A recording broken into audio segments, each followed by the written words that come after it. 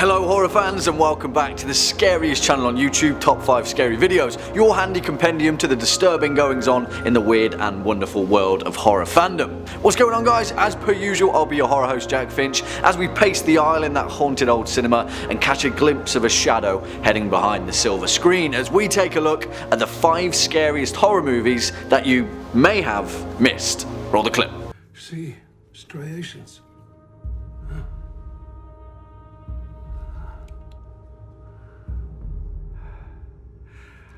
I've seen something like this before. Before we dive on into this horror list guys, you know the drill by now. If you're a fan of this video, horror cinema, forbidden knowledge, or just top 5 scary videos in general, then please be a dear and hit that thumbs up button and ding that subscribe bell so you can stay up to date with our latest and greatest horror uploads. Want to go ahead and show us some love in the comment section, and if you'd like to get in touch with the creative team here at Top 5 Scary Videos, make sure to hit that info box down below. On with the show. Notice how I didn't do a big elaborate preamble there, keeping it fresh. Kicking off at number 5. I said listen to me. I think everyone's dead.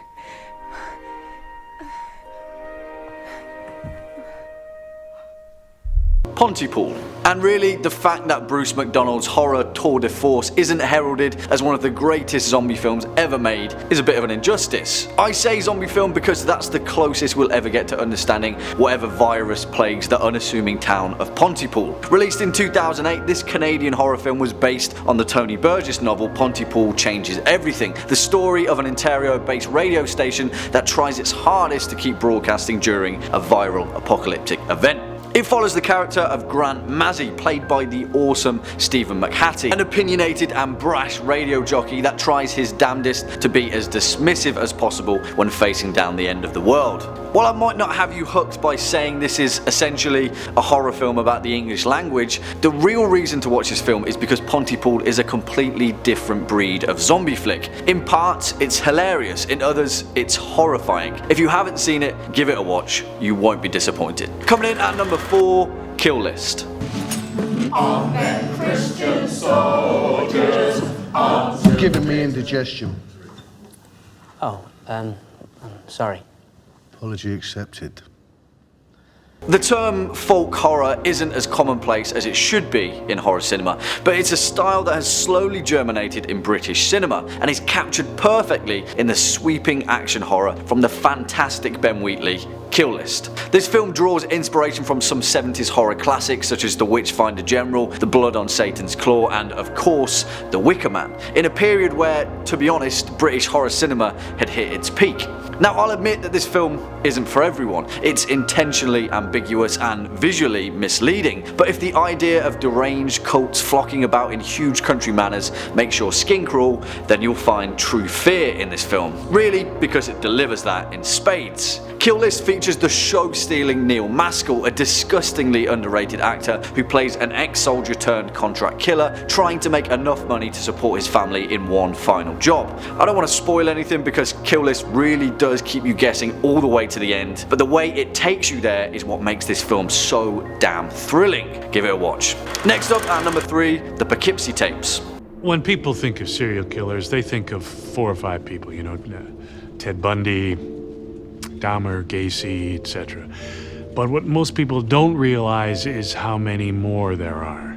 An interesting film, to say the least. Now, I'm not the biggest fan of found footage horror, and to be honest, I'm not even the biggest fan of gore for the sake of gore and shock horror cinema. However, there is one exception, and I also think that this film gets unjustly labelled as torture porn because it's fundamentally not. It's a documentary about a serial killer and a twisted insight into the mind of a fictional mass murderer, captured over 800 neatly organised videotapes dubbed the Poughkeepsie tapes. Written and directed by John Eric Dowdle, this film was pretty much shelved by MGM and never actually made it to mass distribution, which is the reason why it went underneath most people's radar. And it's kind of been a thorn in the side of horror cinema for quite a while, receiving scathing reviews from critics. For fans of horror cinema though, the Poughkeepsie tapes is worth a watch, simply because it's so fresh in its concept and it's a form that we rarely get to see done correctly in the genre. Also, it's really, really messed up. Swinging in at number 2, Eden Lake. I'm not looking at a face page, I'm looking at a tip.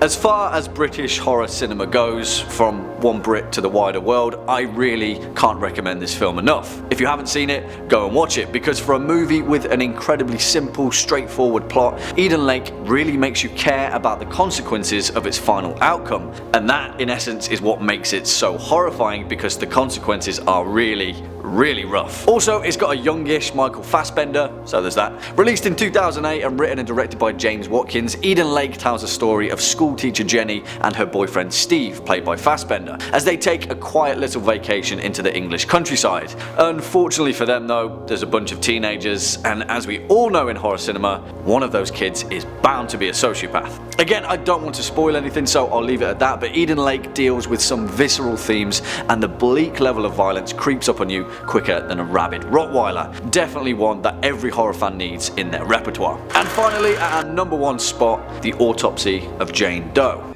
When we start something, we finish it. You wanna leave? Leave.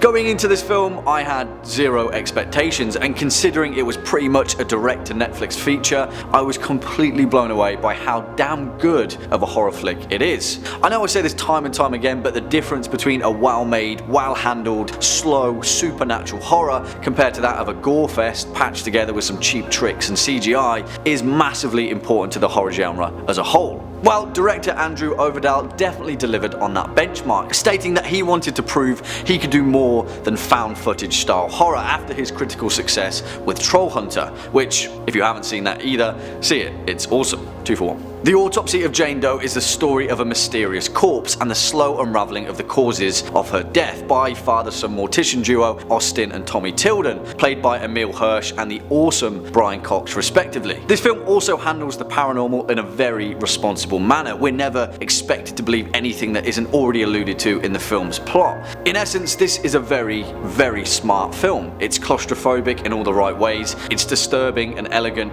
and it's a modern diamond in the rough for the genre. Honestly, give it a watch. Well, unfortunately folks, that's all we've got time for in today's video. Cheers for sticking around all the way to the end. It's been a pleasure making this video for you all. If you're a fan of this list or have some suggestions of your own, let us know in the comment section down below. If you'd like to carry on with your horror binge, please feel free to hit that playlist floating shortly above. As always, I've been your host Jack Finch. You've been watching Top 5 Scary Videos, and until next time, you take it easy.